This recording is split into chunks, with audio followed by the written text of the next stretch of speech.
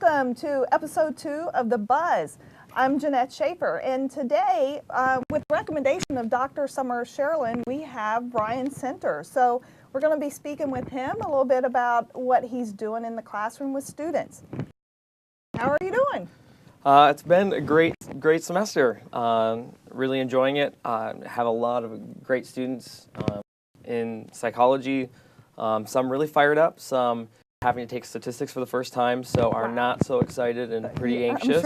I'm sure. So it's been, yeah, it's been a really good semester so far. Okay, awesome.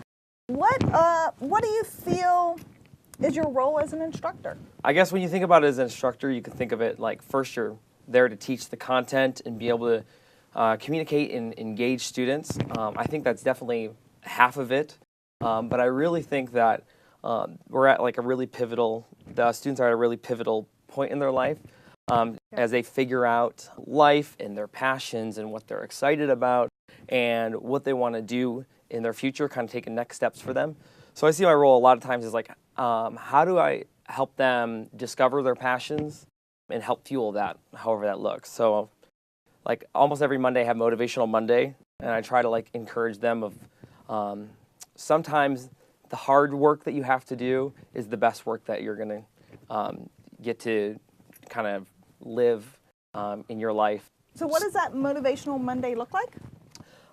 It just varies on different topics that kind of come to mind. I maybe show a YouTube video about an NFL quarterback who really had this amazing talent in his life, but really struggled to read. And now he plays for the Patriots and an all-star athlete. And but what he says is one of his biggest accomplishments in life is learning to read. You have these gifts, but sometimes when it comes to statistics or research methods or things in class that are a struggle, those hard work are some of the things that at the end you're going to be so proud of. Yes, yes. Well, a lot of times those big struggles are the most rewarding. Yes, absolutely. They don't seem that way while you're struggling, but once you know you accomplished it. Right. I have a adopted daughter who's actually a freshman at South here, and I was actually just talking to her this morning. She was going to meet with her advisor, and she's going into early childhood. She loves working with kids, and yeah. And then she said, like, I really miss getting to do art. I used to do art all the time in high school. Right. And I was like, you need to go after that. And like talk to them about taking like a drawing class or doing something. Right now, like you're in the discovery mode, and all our students are in this season of like they have so much untapped potential, and they've been told for so long what they have to do. Now it's like, hey, what is life? What significance do I want to have? Our community that we're in is so diverse and has so much opportunity and has so many needs that they can engage. And these students have the ability to make a huge impact. And they just need the opportunity to be able to think through that. Okay, what do I like to do? What gives me energy? What am I passionate about? And go after it. So talking about passion in students, how do you help students find their passions? Yeah, I mean, so definitely giving them like motivation, like helping them try to think about those things, those key factors in their lives. Okay, what motivates you? But the reality is sometimes they don't even know what they're interested in, right? I discovered there's high school students, some my nephews that graduated a couple years ago. It's like, what's your passion? They had no clue. Right. So now is the time to like discover that. Yes. Like, so a couple things that we're doing in psychology. Number one is, so I teach the research methods class here, and that's probably one of their last classes they'll take before they transfer on. So we're talking about research. Sometimes research can be a little bit dry if you're just reading, talking about validity and IRB and what does this mean. And not too exciting. Yeah, even for teaching it, I'm like, oh my Lord, come on. So it's now, this semester we're like, okay, we're going to actually do a research study. So we're doing student research projects. They have to go through IRB. They're developing their own study, doing an experimental design. They're going to present their findings at the end of the semester. So they're definitely being stretched, and they're stressed out about it, but they love it, and it's coming to life. So it's like, okay, we read about it, now able to apply it, and now they're going to be good consumers of research, know that Wikipedia is not a scholarly source, and some of them are going to be great future psychologists. And some may discover, like, get me out of here. I don't want to do it, you know? Yes, and you want to know that now. Exactly. Yeah, About exactly. 5 years into a career. Yeah. So that's one of the things is definitely I'm trying to institute like student research every semester. And then starting next semester, we have a internship program in psychology that we're starting off. It's for students who have already taken several psychology classes and say, okay, I think this is the area I want to go to. I think as I transfer, this is where I want to head. What can I do with it? Because psychology is so broad. Yes, it is. I like working with people, I think. So, but what does that mean? You know, so we're doing internships, working with a lot of different community agencies in town. So if it's a behavioral health, if it's working with various nonprofits, schools, churches, wherever they're interested in, and they have a project that they're going for.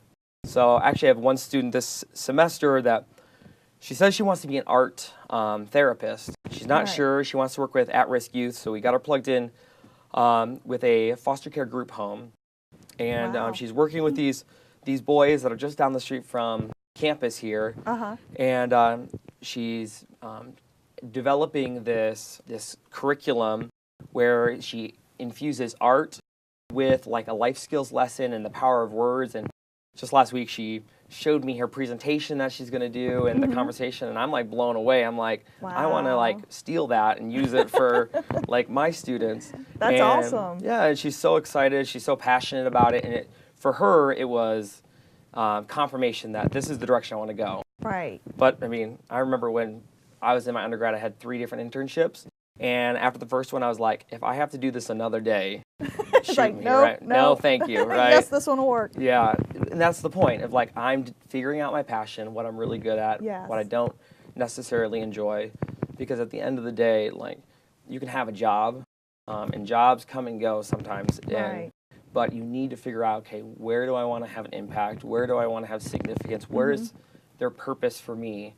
And if they could figure that out, that will take them so far. Oh, yeah. That will help them. You hear all the immensely. time, follow your passions, and everything else will kind of fall into place eventually. Right. I love that the guy at Convocation, the guy who did the talk from Google. Yes, Jamie Cassup. Yes. And at the end, he said, we're so used to asking the question about like asking students, what do you want to be when you grow up? And he says that's kind of outdated.